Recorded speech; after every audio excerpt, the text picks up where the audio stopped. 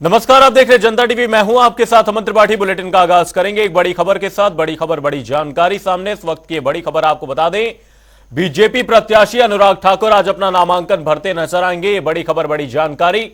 हमीरपुर से बीजेपी उम्मीदवार है अनुराग ठाकुर। बीजेपी कार्यकर्ता और पदाधिकारी इस दौरान मौजूद रहेंगे। प्रदेश बीजेपी का शीर्ष नेतृत्व इस दौरान उपस्थित रहने वाला है। ये बड़ी खबर, बड़ी जानकारी आपको बता रहे। हमीरपुर से बीजेपी प्रत्याशी अनुराग ठाकुर आज अपना नामांकन भरते नजर आएंगे। ये बड़ी खबर, बड़ी जानकारी आपको बता रहे हैं। हमीरपुर से बीजेपी उम्मीदवार हैं अनुराग ठाकुर। ये बड़ी खबर, बड़ी जानकारी अनुराग ठाकुर के नामांकन को लेकर आपको बता रहे हैं। आज अनुराग ठाकुर अपना नामांकन भरते नजर आएंगे। बीजेपी प्रत्याशी अनुराग ठाकुर अपना नामांकन भरेंगे। बीजेपी का शीर्ष नेतृत्व, प्रदेश बीजेपी का शीर्ष नेतृत्व इस दौरान उपस्थित रहने वाला। हमीरपुर से बीजेपी उम्मीदवार हैं अनुराग ठाकुर। भारी संख्या में बीजेपी कार्यकर्ता और पदाधिकारी इस दौरान मौजूद रहेंगे। ये बड़ी खबर, बड़ी जानकारी आपको बता रहे हैं। हमीरपुर में बीजेपी जीत की हैट्रिक लगाने के लिए अनुराग ठाकुर नजर आएंगे। ये बड़ी खबर, बड़ी जानकारी आपको बता रहे हैं। हमीरपुर लोकसभा क्षेत्र को लेकर आज अपना नामांकन भरते अनुराग ठाकुर नजर आएंगे। हमीरपुर से चुनावी मैदान में है। प्रदेश बीजेपी का शीर्ष नेतृत्व उनके नामांकन में शामिल रहेगा। हमीरपुर से बीजेपी उम्मीदवार हैं अनुराग ठाकुर। ये बड़ी खबर, बड़ी जानकारी आपको बता रहे हैं। आज अनुराग ठाकुर अपना नामांकन भरते नजर आएंगे। इस दौरान प्रदेश बीजेपी का शीर्ष नेतृत्व उपस्थित रहेगा। हमीरपुर हिमाचल प्रदेश के 4 लोकसभा निर्वाचन क्षेत्रों में से एक है और बीजेपी के लिए काफी अहम यह सीट मानी जाती है, क्योंकि यहां से अनुराग ठाकुर पर भारतीय जनता पार्टी ने एक बार फिर से भरोसा जताया है। भारी संख्या में बीजेपी कार्यकर्ता और पदाधिकारी इस दौरान मौजूद रहेंगे। आपको बता दें, यह लोकसभा क्षेत्र 1951 में इस सीट पर पहली बार चुनाव हुआ था। वहीं हमीरपुर लोकसभा सीट की अगर बात करें तो अनुराग ठाकुर पर भरोसा जताया गया है। इसी खबर पर तमाम जानकारी के साथ हमारे हिमाचल ब्यूरो चीफ विकास शर्मा हमारे साथ जुड़े हैं। विकास जी, आपसे जानना चाहेंगे, हमीरपुर से आज अनुराग ठाकुर अपना नामांकन भरने वाले हैं, क्या कुछ बड़ी बातें रहेंगी इस दौरान? और साथ ही हमीरपुर संसदीय सीट को लेकर बात करना चाहूंगा कि कितनी अहम सीट ये मानी जाती है अगर हिमाचल के परिप्रेक्ष्य से देखा जाए तो। देखिए, 1992 से लेकर लगातार ये बीजेपी के पास ये सीट रही है। और अगर अनुराग ठाकुर की ही खास तौर पर बात कर लें तो 5वीं बार इस चुनावी मैदान में इस बार जो है वो अनुराग ठाकुर को प्रत्याशी भाजपा ने यहाँ पर बनाया है। अनुराग ठाकुर देखिए युवा नेता हैं और ऐसे में जिस तरह से लगातार जो सियासी जमीन है वो यहाँ पर देखी जा रही है उनके नाम से ही, तो ऐसे में एक बड़ा नाम जो है वो हिमाचल प्रदेश में है। और इसीलिए क्योंकि लगातार उनके कामकाज को लेकर जो लगातार जो है अब सवाल उठाए जा रहे हैं, मुख्यमंत्री जगह जगह रैलियों में ये बात कह रहे हैं कि आज अनुराग ठाकुर जो है ये बताएं कि उन्होंने कितने विकासात्मक कार्य जो है वो यहाँ पर किए हैं। जबकि अनुराग ठाकुर जो है वो लगातार इस बात का दावा करते हैं और जो वहाँ के यानी कि हमीरपुर संसदीय क्षेत्र के भीतर की अगर बात करें तो कई ऐसे काम हैं जो लगातार उनकी तरफ से गिनाए जा रहे हैं। चाहे वो बिलासपुर के एम्स की अगर बात कर ली जाए खास तौर पर, या फिर धर्मशाला स्टेडियम की अगर खास तौर पर बात कर ली जाए। हालांकि धर्मशाला स्टेडियम जो है वो कांगड़ा संसदीय क्षेत्र में जो है वो जरूर आता है, लेकिन कहीं ना कहीं जो नाम है वो अनुराग ठाकुर के नाम पर जो है ये इसका अगर बनना जो है वो उनके नाम पर माना जाता है। और ऐसे में कई ऐसे विकासात्मक कार्य हैं। अगर ऊना में रेल जो है वो जिस तरह से आगे बढ़ी है, जिस तरह से रेल जो है वो आगे बढ़ी है, इन सारी चीजों को लेकर जो है लगातार भाजपा ये बात कहती रही है कि विकासात्मक कार्यों की कमी नहीं है, आप एक और मौका दीजिए। और ऐसे में केंद्रीय मंत्री तक पहुंचना जो है अनुराग ठाकुर इसी संसदीय क्षेत्र से होकर जो है वो वहां तक पहुंचे हैं। तो इस तरह के आरोप और प्रत्यारोप जो हैं वो आजकल देखने के लिए मिल रहे हैं, क्योंकि ये संसदीय जो सीट है, हमीरपुर संसदीय सीट, कई मायनों में अहम है। राजनीतिक रूप से देखें तो देखिए मुख्यमंत्री इस सीट से आते हैं, नदौन से मुख्यमंत्री खुद विधायक भी है। और ऐसे में अगर उप मुख्यमंत्री की बात करें तो उप मुख्यमंत्री जो मुकेश अग्निहोत्री हैं वो ऊना से आते हैं, जो कि इसी हमीरपुर संसदीय सीट के भीतर का इलाका है। तो ऐसे में लगातार ये साख का सवाल जो है वो देखा जा रहा है और राजनीतिक बहुत गर्म है। एक तरफ मुख्यमंत्री और जो उप मुख्यमंत्री है उनकी साख का सवाल जो है इस चुनाव को माना जा रहा है। वहीं दूसरी तरफ भाजपा आश्वस्त है कि इस बार अनुराग ठाकुर जो है वो जीत यहां से हासिल करेंगे और एक बार फिर यानी 5वीं बार जो है वो संसद पहुंचेंगे। इसके साथ ही आज दिन भर जो है वो इसी तरह का चीजें रहने वाली है। नामांकन जो है वो बड़े दिग्गज नेता जो है, जो हॉट सीट है, उनके आज भरे जाने हैं और ऐसे में पूरी तरह से जो अगर कहें तो जो भाजपा की अगर बात करें तो प्रदेश का नेतृत्व जो है वो लगातार आज देखा जाएगा। नामांकन पत्र के साथ साथ शक्ति प्रदर्शन जो है वो भी पूरी तरह से देखा जा रहा है और ये भी देखा गया कि नामांकन पत्र भरने से पहले लगातार राजनीतिक दल जो है बड़ी रैलियां कर रहे हैं, जिसे शक्ति प्रदर्शन के रूप में जो है वो जोड़कर देखा जा रहा है। देखना ही होगा कि क्या इस चुनावों में मुद्दे हावी रहते हैं या फिर कोई और फैक्टर जो है वो देखने के लिए मिलता है, क्योंकि जातिगत समीकरण जो है वो भी पहाड़ों पर बेहद अहम जो है वो यहाँ पर माने जाते हैं। हमीरपुर सीट से अनुराग ठाकुर आज अपना नामांकन भरते नजर आएंगे। विकास जी बने रहिएगा हमारे साथ, जल्द ही आपका रुख करेंगे। हमीरपुर से बीजेपी उम्मीदवार हैं अनुराग ठाकुर, उनके ऊपर चौथे बार जीत। बुलेटिन में रुक करेंगे अगली बड़ी खबर की और बड़ी खबर, बड़ी जानकारी सामने। इस वक्त की बड़ी खबर आपको बता दें, बीजेपी प्रत्याशी सुरेश कश्यप भी आज अपना नामांकन भरेंगे। ये बड़ी खबर, बड़ी जानकारी। शिमला से बीजेपी उम्मीदवार हैं सुरेश कश्यप। प्रदेश बीजेपी का शीर्ष नेतृत्व इस दौरान उपस्थित रहने वाला है। ये बड़ी खबर, बड़ी जानकारी। शिमला से बीजेपी उम्मीदवार सुरेश कश्यप भी आज अपना नामांकन भरते नजर आएंगे। प्रदेश बीजेपी का शीर्ष नेतृत्व उपस्थित रहेगा। इसी खबर पर तमाम जानकारी के साथ हमारे ब्यूरो चीफ विकास शर्मा जी हमारे साथ जुड़े हुए हैं। विकास जी, आपसे जानना चाहेंगे, आज सुरेश कश्यप भी अपना नामांकन भरने वाले हैं शिमला संसदीय सीट से, क्या कुछ बड़ी बातें रहेंगी इस दौरान? देखिए, अगर हम शिमला संसदीय सीट की खास तौर पर बात करें तो 2009 से इस सीट पर जो है वो भाजपा का कब्जा है। हालांकि ये पारंपरिक सीट जो है ये हमेशा से ही कांग्रेस की जो है शिमला संसदीय सीट रही है और 2004 में जो है वो आखिरी बार यहाँ से कांग्रेस को जीत हासिल हुई थी, लेकिन 2009 के बाद से लगातार जो है वो भाजपा ही इसके ऊपर कब्जा बनाए हुए है।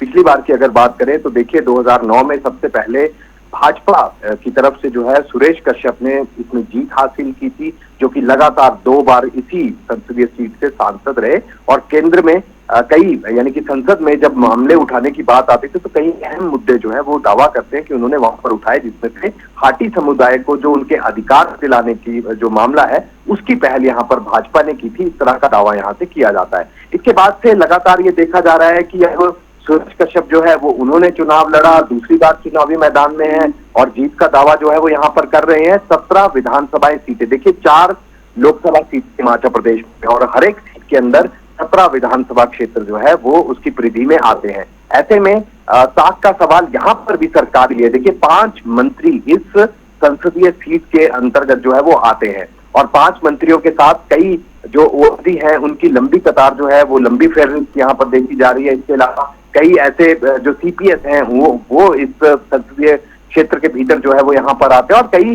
जो अहम पदों पर सरकार में इस समय जो लोग हैं जिनकी नियुक्तियां यहाँ पर की गई हैं वो इस संसदीय सीट के भीतर जो है वो यहाँ पर आते हैं। तो बेहद ही रोचक जो है ये सीट का रिजल्ट रहने वाला है। हालांकि अभी चुनावी जिस तरह से प्रचार चल रहा है तो लगातार भाजपा ने पहले ही ऐलान कर दिया था इस सीट के ऊपर अपने प्रत्याशी का, कांग्रेस ने बहुत बाद में किया और कांग्रेस ने अब जो विधायक मौजूदा यहाँ पर जो विधायक है विधानसभा में विनोद सुल्तानपुरी, अब उनको प्रत्याशी यहाँ पर बनाया है और इनका जो अगर पारिवारिक अगर मैं बात करूं तो राजनीतिक पृष्ठभूमि जो है बड़ी रोचक रही है। 6 बार के सांसद इनके पिताजी जो कृष्णदेव सुल्तानपुरी यानी केडी सुल्तानपुरी हैं वो यहाँ से शिमला सीट से ही लगातार 6 बार सांसद रहे हैं। तो अपने आप में बड़ा नाम है, पारिवारिक पृष्ठभूमि रही है इस राजनीतिक परिवार की और ऐसे में विनोद सुल्तानपुरी पहली बार विधायक बने थे, लेकिन विधायकी अब किस तरह से वो आगे कंटिन्यू इसमें रखते हैं जा सकते हैं ये देखना होगा। लेकिन अभी फिलहाल हाईकमान ने इनको टिकट दिया है और कांग्रेस का प्रत्याशी शिमला संसदीय सीट से यहाँ पर रखा है। ऐसे में आज नामांकन पत्र दाखिल किया जा रहा है। पिछले कल की बात करें तो भाजपा की तरफ से बड़ा शक्ति प्रदर्शन करने की कोशिश यहाँ पर की गई, जनता को ये संदेश देने की कोशिश की गई कि भाजपा जो है एक बार फिर इसी संसदीय सीट से जो है लगातार चौथी बार अब कब्जा करने जा रही है। लेकिन कांग्रेस ने अपना प्रत्याशी देकर कहीं ना कहीं भाजपा की मुश्किलें यहाँ पर बढ़ा दी हैं और ये सोचने पे मजबूर कर दिया कि कांग्रेस भी किसी से काम नहीं है और ऐसे में इस सीट के ऊपर केडी सुल्तानपुरी के जो सुपुत्र है यानी अभी मौजूदा विधायक विनोद सुल्तानपुरी अपनी जीत की राह जो है वो यहाँ पर देख रहे हैं। तो बड़ा ही दिलचस्प जो है इस बार का ये चुनाव रहने वाला है। सभी सीटों पर जो है वो लगातार इसी तरह की कोशिश जो है वो कांग्रेस और भाजपा की टक्कर जो है वो आमने सामने की देखी जा रही है। बिल्कुल विकास जी, आपको इसी बीच रोकना चाहूंगा। एक और बड़ी खबर सामने, बड़ी खबर, बड़ी जानकारी।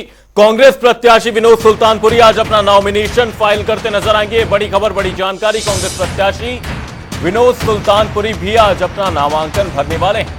शिमला से कांग्रेस प्रत्याशी हैं विनोद सुल्तानपुरी। चौड़ा मैदान में विशाल रैली का भी आयोजन किया जा रहा है। सीएम सुक्खू समेत कई दिग्गज नेता इस दौरान मौजूद रहेंगे। प्रदेश कांग्रेस का शीर्ष नेतृत्व उपस्थित रहेगा। इसी खबर पर तमाम जानकारी के साथ हमारे ब्यूरो चीफ विकास शर्मा जी लगातार हमारे साथ जुड़े हैं। विकास जी, आपसे जानना चाहेंगे, कांग्रेस आज शक्ति प्रदर्शन करने वाले विशाल रैली का आयोजन इस दौरान किया जा रहा है। कितना खास रहने वाला है विनोद सुल्तानपुरी का नॉमिनेशन और किस तरह के समीकरण ग्राउंड जीरो पर बनते हुए नजर आ रहे हैं? देखिए, शक्ति प्रदर्शन होगा और ये माना जा रहा है, जो राजनीतिक पंडित हैं वो ये बात मानते हैं कि आज का जो ये शक्ति प्रदर्शन होगा, यानी कांग्रेस की जो रैली होगी ठीक नामांकन पत्र भरने से पहले, उसके जरिए जो है ये संदेश देने की कोशिश की जाएगी। हालांकि ये जवाब भी पिछले कल की रैली का होगा जो कि भाजपा ने इसी चौड़ा मैदान में यानी शिमला में जो है वो यहाँ पर की थी। आज कांग्रेस की भी रैली है और ये कहा जा रहा है कि इसी संसदीय क्षेत्र और इसके आसपास के जो इलाके हैं वहां से भीड़ जो है वो यहाँ पर जुटाई जाए। इसको लेकर पहले ही कांग्रेस जो मुख्यालय है शिमला में पर बैठक कई दौरों की हो चुकी हैं और कई दौर बैठकों में यही देखा गया है कि जो सरकार में बने जो अहम पदों पर जो लोग जिनकी नियुक्तियां की गई हैं, चाहे वो मंत्री हैं, चाहे वो ओएसडी हैं या फिर और सलाहकार हैं या फिर और सीपीएस हैं या फिर और कई ऐसे जो ओहदेदार हैं यहाँ पर इस संसदीय सीट के भीतर, इनको खास तौर पर ये कहा गया है कि भीड़ जुटानी है और ऐसे में बड़ा शक्ति प्रदर्शन के रूप में जो है आज की इस रैली को देखा जाएगा। देखिए, विनोद सुल्तानपुरी, जैसा मैंने पहले भी बताया कि केडी सुल्तानपुरी के सुपुत्र हैं। केडी सुल्तानपुरी 6 बार जो है वो इसी संसदीय सीट से कांग्रेस के सांसद रहे हैं। तो ऐसे में पहली बार चुनाव जो है इन्होंने विधायक के रूप में जरूर विनोद सुल्तानपुरी ने लड़ा था और कसौली विधानसभा क्षेत्र यानी जो जिला सोलन के अंदर कसौली क्षेत्र आता है वहां से विधायक इस बार जो है वो पहली बार चुने गए हैं। इससे पहले 2022 में भी इन्होंने चुनाव लड़ा था और वहां पर भी जो पूर्व मंत्री थे राजीव सैजल, उनको जो है इन्होंने जो है 7,000 वोटों से वहां से वो हारे थे। ऐसे में 2012 में इन्होंने पहली बार जरूर यहाँ पर चुनाव लड़ा था, लेकिन 2022 के चुनावों में पहली बार छुकर अब हिमाचल प्रदेश विधानसभा पहुंचे थे। ऐसे में सांसद जो मौजूदा सांसद हैं इसी सीट से सुरेश कश्यप, उनको टक्कर देने के लिए कांग्रेस ने इस चेहरे को जो है उसका चयन यहाँ से किया और विधायक को अब चुनावी मैदान में जो है वो यहाँ पर में उतारा है। तो ऐसे में जनता किस तरह से इस परिवार की जो पृष्ठभूमि रही है उसको देखती है या फिर सांसद के जो पिछले एक जो कार्यकाल के दौरान जो काम यहाँ पर रहे हैं, क्या एंटी इनकम्बेंसी जो है वो यहाँ पर फैक्टर रहने वाला है, क्या जातिगत समीकरण जो है इस सीट पर फैक्टर रहने वाला है या फिर और जो चीजें हैं वो यहाँ पर देखने के लिए मिलेगी। आज ये देखना होगा। फिलहाल एक बड़ा शक्ति प्रदर्शन कांग्रेस का जो है वो आज यहाँ पर देखा जाएगा शिमला में और संदेश बिल्कुल साफ होगा कि कांग्रेस की नीति, कांग्रेस की नीयत जो है वो किस तरह से यहाँ पर रहने वाली है और प्रदेश सरकार क्या कार्यकाल किस तरह से यहाँ पर रहे, क्योंकि मुख्यमंत्री लगातार हर बात में जिक्र जो है वो बागी नेताओं का करते हैं। जिस तरह से 27 फरवरी को जो राज्यसभा का चुनाव यहाँ पर हुआ था, ये चीज बार बार जो है वो जनता के समक्ष कही जा रही है। आज भी कई मुद्दों को लेकर सरकार की तरफ से यानी जो मुख्यमंत्री हैं या उनके मिनिस्टर्स हैं, क्योंकि सबसे ज्यादा जो मिनिस्टर्स हैं अभी तक इस कांग्रेस की सुक्खू सरकार में वो यही इसी संसदीय क्षेत्र से आते हैं। तो आज एक बड़ा शक्ति प्रदर्शन जो है वो कांग्रेस का शिमला में देखा जाएगा। कांग्रेस प्रत्याशी विनोद सुल्तानपुरी आज अपना नॉमिनेशन फाइल करते नजर आएंगे। बहुत बहुत धन्यवाद विकास शर्मा जी तमाम जानकारी के लिए। शिमला से कांग्रेस प्रत्याशी हैं विनोद सुल्तानपुरी। बुलेटिन में वक्त एक छोटे से ब्रेक का, ब्रेक के उस पार जल्द लौटेंगे।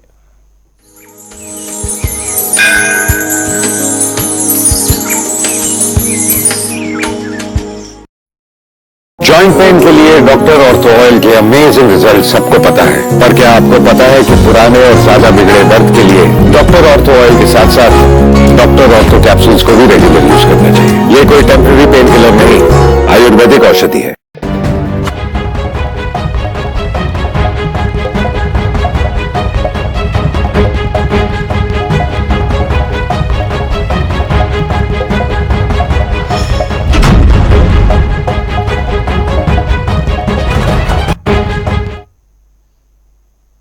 ब्रेक ब्रेक के बाद आपका स्वागत है। आप देख रहे हैं जनता टीवी। रुक करेंगे अगली खबर की ओर। कांगड़ा चंबा संसदीय क्षेत्र से कांग्रेस प्रत्याशी आनंद शर्मा ज्वालामुखी क्षेत्र के दौरे पर रहे। इस दौरान कांग्रेस कार्यकर्ताओं की ओर से उनका जोरदार स्वागत किया गया। वहीं आनंद शर्मा ने ज्वालामुखी में कांग्रेस के चुनावी कार्यालय का उद्घाटन किया। वहीं उन्होंने कहा कि कांग्रेस पार्टी का नेतृत्व मजबूत है और कांग्रेस सशक्त पार्टी है। साथ ही उन्होंने लोकसभा चुनावों में जीत का दावा किया। चुनाव तेजी से आगे बढ़ रहा है। हम अपनी बात जनता तक पहुंचा रहे हैं।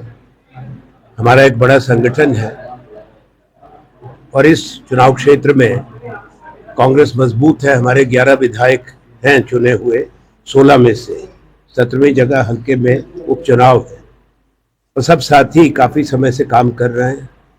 ब्लॉक कांग्रेस कमेटी, महिला कांग्रेस, युवक कांग्रेस, छात्र संगठन, सेवा दल, सब लोग सक्रिय हैं। लोग हमारी बात को समझते हैं।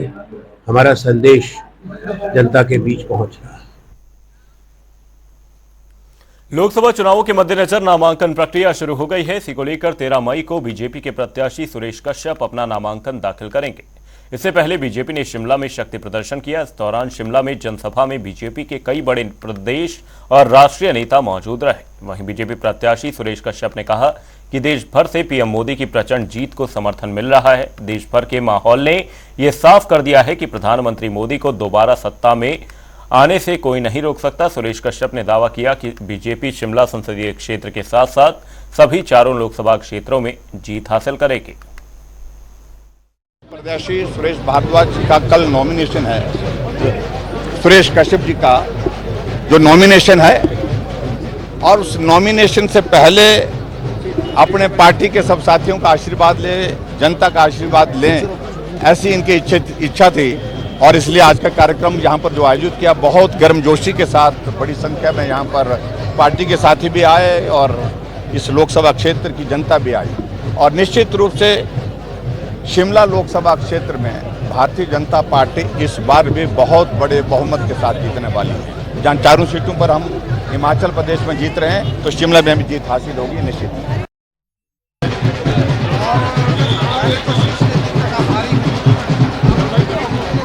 मौका दिया है और जिस प्रकार से आज देश में मोदी जी की प्रचंड जीत को लेकर हर कोई जो है पूर्ण रूप से आश्वस्त है, तो जहां शिमला सीट हम जीतेंगे, चारों की चारों सीटें जीतेंगे। ये तय है, जनता ने मन बना लिया है कि आएंगे तो मोदी ही। और ये तय हो गया है। आज जो यहाँ विशाल जो जन आशीर्वाद याद जो हमारी सभा थी, जनसभा थी, जनता का भरपूर आशीर्वाद 17 के 17 विधानसभा क्षेत्रों से मिला है। पार्टी के उम्मीदवार श्री सुरेश कश्यप जी कल 13 तारीख को अपना नामांकन भरेंगे। नामांकन भरने से पहले 17 विधानसभा क्षेत्र के भाई बहनों का आशीर्वाद लेने के लिए शिमला के चौड़ा मैदान में ये भव्य समारोह किया गया। हजारों की संख्या में भाई बहन जगह जगह से ढोल धमाके के साथ आए और माननीय सुरेश कश्यप जी को अपना आशीर्वाद दिया, नरेंद्र भाई मोदी जी को अपना और सहयोग देने का वचन दिया। और आज देश की जनता ने तय कर लिया है कि मोदी जी को तीसरी बार देश का प्रधानमंत्री बनाना है। ऊना में बीजेपी कार्यालय में बैठक हुई। इस मौके पर बीजेपी के विधायक सतपाल सत्ती मुख्य तौर पर उपस्थित रहे। बैठक में चुनाव को लेकर रणनीति बनाई गई। इसके साथ ही बीजेपी को जीत हासिल करने के लिए चर्चा की गई। सतपाल सत्ती ने कहा, अनुराग सिंह ठाकुर को जीतने के लिए यहां जो सम्मेलन बुलाया गया है, हमें पूर्ण विश्वास है कि सम्मेलन से और सेवानिवृत्ति कर्मचारियों से पार्टी को और बल और लाभ मिलेगा।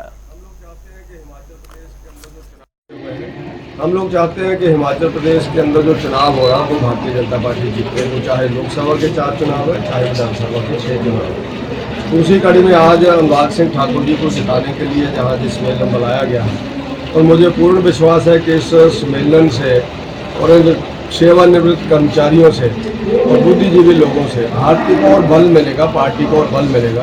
क्योंकि ये सब लोग सेवा करके रिटायर हुए हैं और इनके सेवा काल के अंदर बहुत से लोग इनके समर्थक रहते हैं, बहुत से लोग जिन्होंने काम किए होते हैं। तो उसी कड़ी में उन सब लोगों से अगर ये वोट के लिए कहेंगे तो पार्टी को एक एक्स्ट्रा सहयोग मिलेगा, एक्स्ट्रा लाभ मिलेगा। उसी कड़ी में इस मेले में बनाया गया और मैं सभी रिटायर्ड अधिकारियों का, कर्मचारियों का बहुत बहुत स्वागत करता हूँ, बुद्धिजीवी प्रकोष्ठ के लोगों का स्वागत करता हूँ।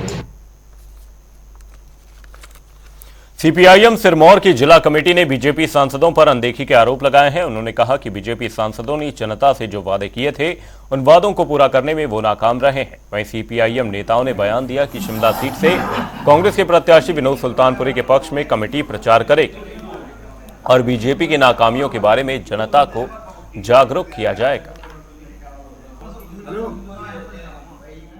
अनुराग जी आए थे, बड़े बाजे गाजे के साथ आए और उन्होंने कहा कि दूसरी बार जब हम पांवटा के अंदर आएंगे और ये दूसरे हमारे सांसद भी साथ में थे वर्तमान, तो ये जो है रेलवे से जुड़ा होगा हमारा कालाम और पांवटा साहिब, लेकिन हमारा औद्योगिक क्षेत्र जो है किसने बात इसके ऊपर की।